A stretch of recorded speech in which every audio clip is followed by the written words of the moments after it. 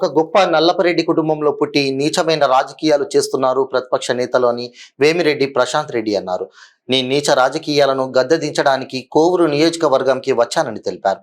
Kovur TDP అభ్యర్థి వేమిరెడ్డి ప్రశాంత్ రెడ్డి బుచ్చిరెడ్డిపాలెం మండలం రేబాల గ్రామంలో ఎన్నికల ప్రచారం నిర్వహించారు. లక్షల జనాల్లో జనసంద్రంగా మారిన రేబాల గ్రామం ఎన్డీఏ అభ్యర్థి వేమిరెడ్డి ప్రశాంత్ రెడ్డి గెలుపు ఖాయమంటున్నారు కోవూరు నియోజక ప్రజలు. తెలుగు తమ్ముళ్ల గుండెల్లో ఆశాజ్యోతిగా నిలిచిన విపిఆర్ కుటుంబం ఎంపీ అభ్యర్థిగా వేమిరెడ్డి ప్రభాకర్ రెడ్డి, కోవూరు నియోజకవర్గ ఎమ్మెల్యే అభ్యర్థి వేమిరెడ్డి ప్రశాంత్ రెడ్డి గెలుపు ఖాయమంటున్నారు కోవూరు నియోజకవర్గ తెలుగు తమ్ముళ్లు. రేబాల గ్రామస్తులు సోదరీమణులు ఇంత ఘనంగా నాకు స్వాగతం పలికినందుకు ముందుగా వారికి నా ధన్యవాదాలు. అదేవిధంగా తెలుగుదేశం నాయకులు, కార్యకర్తలు, బీజేపీ నాయకులు, జన సైనికులు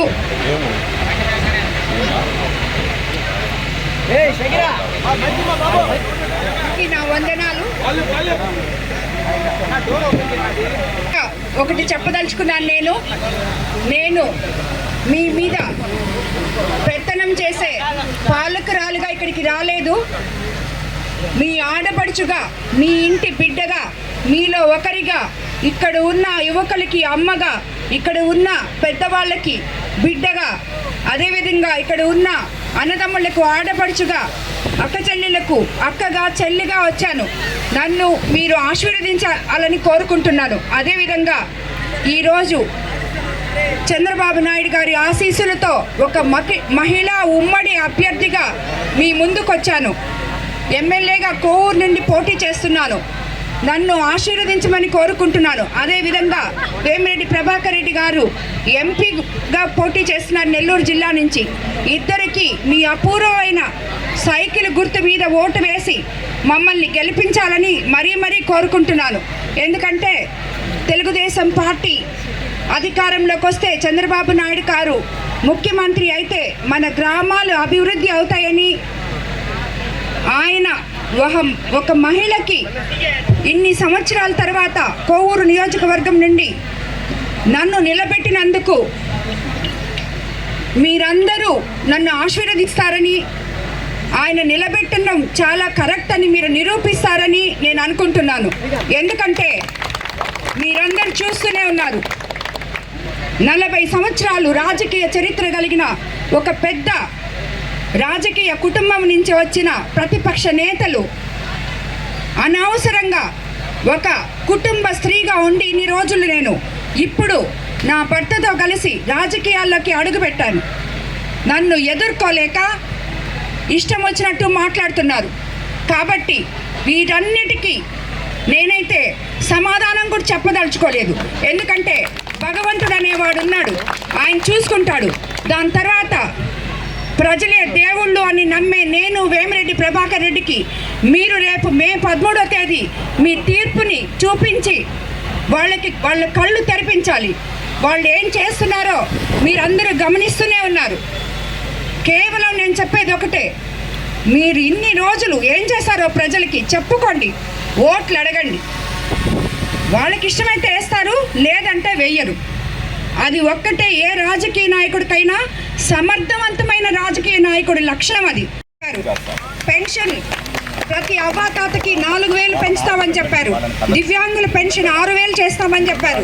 రాష్ట్రంలో మహిళలందరికీ నెలకి 1500 రూపాయలు అందిస్తానని చెప్పారు. అదేవిధంగా ఆర్టీసీ బస్సుల్లో మహిళా స్త్రీలకు ఫ్రీ, నిరుద్యోగులకు 3000, తల్లికి వందనం, ఒక్కో బిడ్డకు 15,000, 3 గ్యాస్ సిలిండర్లు ఫ్రీ, రైతులకు ఏటా 20,000, మెగా డిఎస్సి, 20 లక్షల జాబ్లు, ఇవన్నీ కూడా మనకి చంద్రబాబు నాయుడు గారు అందించబోతున్నారు. కాబట్టి మీరందరూ చంద్రబాబు నాయుడు గారికి సైకిల్ గుర్తు మీద మా ఇద్దరికి ఓటు వేసి, నాకు ఎమ్మెల్యేగా వేమిరెడ్డి ప్రభాకర్ రెడ్డి గారికి ఎంపీగా ఓటు వేసి చంద్రబాబు నాయుడు గారిని ముఖ్యమంత్రిగా చేసుకొని మనము మన పట్టణాలు పల్లెలు అన్నీ అభివృద్ధి చేసుకుంటామని చెప్తున్నాను.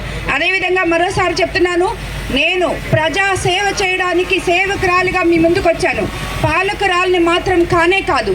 కాబట్టి మీకు ఇంకోటి కూడా చెప్తున్నాను, నేను వచ్చి చెప్పేసి వెళ్ళిపోయాను, ఓట్లు అడిగారు వెళ్ళిపోయారు, చెప్పిన మాటలు ఏవి తీర్చలేదు అని మాత్రం అనుకోబాకండి.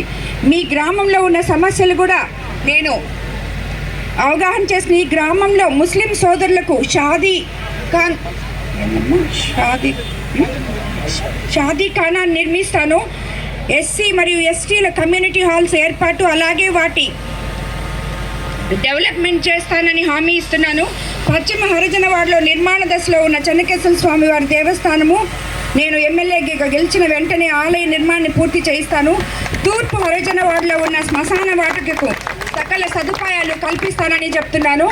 అదేవిధంగా హరిజనవాడ నుండి పాతూరుకు వెళ్ళే రోడ్డు సమస్యను పరిష్కరించి అభివృద్ధి ఆవిష్కరణ చేస్తానని మీ అందరికీ మాటిస్తున్నాను. అలాగే మన గ్రామంలో రామ మందిరాన్ని అభివృద్ధి చేస్తాను.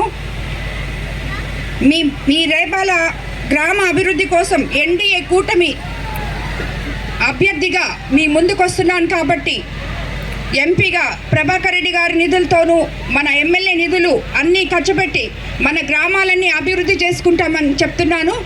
మీరు ఇక్కడ రేపాల గ్రామస్తులు ఎవరైనా కానీ కోవూరు నియోజకవర్గం నుంచి ఎవరైనా ఒకటే చెప్తున్నాను, మీరందరూ ప్రశాంతంగా మీ వ్యాపారాలు చేసుకోవచ్చు.